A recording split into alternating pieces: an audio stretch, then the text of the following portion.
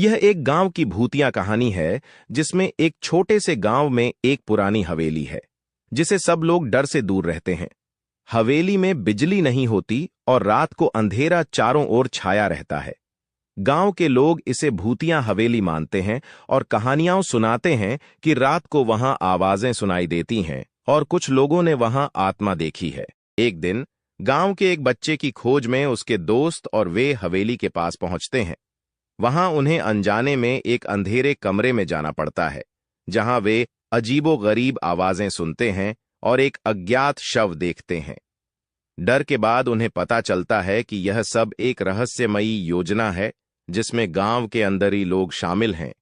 वे इसे सुलझाने के लिए प्रयासरत होते हैं और अंत में सच्चाई सामने आती है। यह कहानी गांव के भूतिया हवेली के रहस्य को उजागर करती है और रहस्यमयी घटनाओं के माध्यम से पाठकों को संवेदनशील करती है। बच्चे और उनके दोस्त ने हवेली में रहस्यमयी घटनाओं का सामना करते हुए अंत तक पहुंचने की कोशिश की। उन्होंने वहां छिपे रहस्यों को सुलझाने के लिए हर संकेत को ध्यान से समझा। हवेली के अंदर एक पुरानी किताब मिली जिसमें छुपे रहस्य का पता चला। वहां लिखा था कि यह हवेली एक समय में एक सम्राट की रहन सहन थी जिसने अपने राजमहल में अनेक अत्याचार और अन्याय किए थे। उसकी प्राकृतिक दुर्गंध और उसकी दुष्टता की वजह से इस हवेली में उसकी आत्मा अभी भी बसी है जो रात के अंधेरे में अपनी भयानक आवाजें फैलाती है। बच्चे और उनके दोस्तों ने यह जानकर देखा कि वे एक विशेष कुंड में पहुंचने के लिए हवेली के अंदरी भाग का संरचना है जहां सम्राट ने अपने दुष्टता के कारण एक साधु को बांधकर मार डाला था।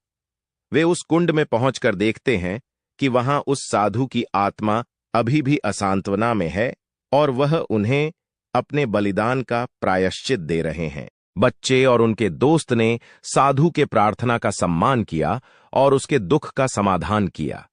उन्होंने सम्राट के अपराधों के लिए क्षमा मांगी और उसकी आत्मा को शांति देने का प्रयास किया।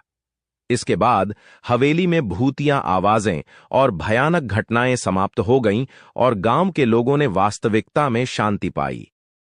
इस कहानी से बच्चों और युवाओं को डर के साथ साथ न्याय और क्षमा के महत्व को समझाने का संदेश मिलता है। बच्चों और उनके दोस्तों का यह प्रयास सम्राट के बुरे कर्मों को सुलझाने के लिए सफल रहा।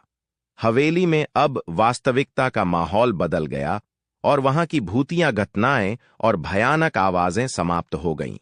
गांव के लोग अब वहां स्थायी रूप से रहने के लिए वापस आए और हवेली की दीवारों में फिर से जीवन और खुशियों की गाथा लिख दी। इस कहानी से यह सीख मिलती है कि कभी-कभी हमारे अपने कर्मों के परिणाम हमारे आसपास के लोगों को प्रभावित करते हैं और उन्हें सुलझाने के लिए हमें उनके साथ समझौता करना पड़ता है। धैर्य, समझदारी और न्याय के माध्यम से हम समस्याओं का समाधान कर सकते हैं और अपने आसपास के लोगों को सच्ची शांति प्रदान कर सकते हैं।